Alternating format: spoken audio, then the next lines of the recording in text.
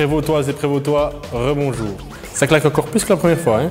Durant les prochaines minutes et avec Nour, on va analyser les arguments de nos amis bernois. On est avant tout là pour rigoler, c'est du second degré, alors vos commentaires... Pic. Raus. En conclusion... On s'en bat les couilles, on s'en bat les couilles, on s'en bat les couilles, couilles. Alors passez un bon moment. Générique.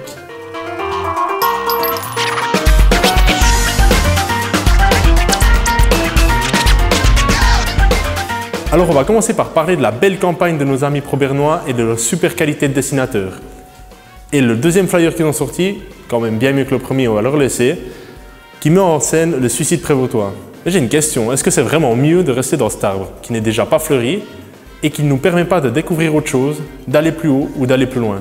Et au dos de ce flyer, j'ai pu remarquer certaines choses qui vont disparaître. Forcément, il n'y a jamais quelque chose qui reste avec eux. La fermeture programmée de l'hôpital, la suppression de certains emplois, l'affaiblissement de l'hôpital de Saint-Imier, plein d'autres choses.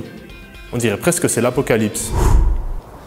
Alors oui, tout à fait Jean-Pierre, c'est l'apocalypse aujourd'hui à Moutier, en ce jour de 19 juin, après le oui des Prévôtois. On peut constater que le taux de suicide s'élève à 49%, que les écoles, l'hôpital et les différents commerces sont fermés. Le niveau de l'eau a augmenté de 18 mètres et que, au final, on s'en fout parce qu'on est jurassien. Après plusieurs mois de campagne, il est intéressant de constater la réaction de nos amis pro-bernois par rapport à nos arguments et le ton qu'on a utilisé pour les aborder. Parfois, c'est un peu surprenant. Alors, laisse-moi juste 30 secondes. Ah non, non, exclu, non, exclu, là, j'entends pas, là, m'en fous, là. Personnellement, je les trouve plutôt négatifs. On pourrait presque croire qu'ils ont un camp d'entraînement spécialement pour apprendre à dire non. Là. Non. Celle-là. Non. Et puis attention, celle-là. Ouais. Il y a un piège. C'est une jus de pomme, hein. Non. Ah, je préfère ça. Et maintenant, on va s'intéresser à leurs arguments. Le premier, l'hôpital et ce fameux médecin qui s'inquiète un peu pour sa carrière. Bonjour, bonjour, Madame Pomme-Jus, comment allez-vous? Très bien, merci. Alors, montrez-moi cette petite main. Qu'est-ce qu'on a là? Bah, c'est rien du tout, ça, Madame Pomme-Jus. Un petit peu de bépantène, on désinfecte et puis ce sera bon. Vous inquiétez pas, c'est juste une petite égratignure, il n'y aura pas besoin de recoudre. Vous inquiétez pas. À part ça, vous avez entendu qu'à Moutier, on votait très prochainement? Oui, tout à fait, Madame Pomme-Jus. Et qu'est-ce que vous allez voter? Dites-moi.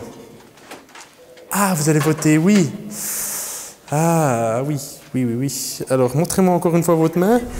Alors, cher docteur, est-ce que vous trouvez ça déontologiquement correct? En tout cas, j'espère que vous me soignerez tout le temps si j'ai un bobo à la main. Bref, passons au prochain argument. Les impôts. Chérie, tu as vu ça? Les Jurassiens prétendent que nous allons payer moins d'impôts dans le canton du Jura. Pourtant, Marie-Augustine m'a certifié que depuis qu'elle habite à Courgenay, ses impôts avaient sextuplé. Oh, que de mensonges, que de mensonges. D'ailleurs, je vais sans tarder payer les miens à notre cher canton de Berne, qui va l'utiliser à nos dépens pour rénover des infrastructures dans l'Oberland, et nous allons continuer à nous plaindre que rien ne change. Personnellement, je préfère payer des impôts pour quelque chose qui est proche de moi et où je peux voir les résultats, plutôt qu'une plage de jeu à Blumplitz où je n'irai jamais. D'ailleurs, on va parler d'autre chose. La façon de calculer les impôts de nos amis bernois. Les chiffres ne mentent pas, on paye moins d'impôts dans le canton du Jura. Donc, j'ai une solution, une simple formule, on va prendre un exemple. 2 plus 2. Le résultat, quelqu'un, on s'en fout, on adapte. Ça peut aller de 1 à 30 millions, on s'en fout tant que ça fait peur. Hein. Alors je vous laisse aller, vous mentez, vous faites comme vous voulez, mais les chiffres, on s'en fout. Alors salut les gars, on va faire rapide. Hein. 10 plus 14, quelqu'un, 24, on est d'accord, merci. Alors niveau maths, c'est pas encore le top. Mais imaginons ce que ça donnerait à la caisse de la placette. Bonjour monsieur, comment allez-vous? Très bien, merci. Voilà, carte de fidélité, non? Alors ça fera 4 700 000, monsieur.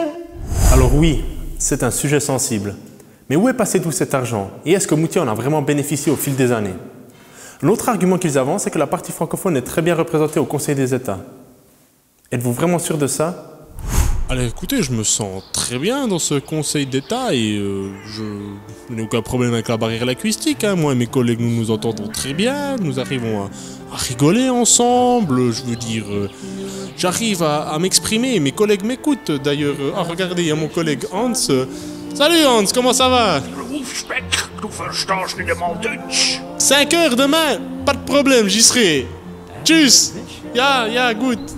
Mon ressenti dans cette campagne, en tout cas, c'est que j'ai pris beaucoup de plaisir à faire tout ça. Je comprends très bien que tout ce blabla politique, ça peut saouler certaines personnes. Mais moi, je suis un gosse de Moutier. Je suis né à Moutier et j'ai tout fait à Moutier. J'ai tout fait pour faire vivre cette ville. Et tous les partisans du non, je les ai jamais vus. Pour moi, voter non, c'est abandonner. C'est lâcher prise. Dire à Moutier qu'elle ne mérite pas mieux. Si vous voulez du changement, si vous voulez que les choses évoluent et si vous voulez que Moutier aille mieux, votez oui. Parlez-en à tout le monde. C'est maintenant que ça se passe, il faut voter oui.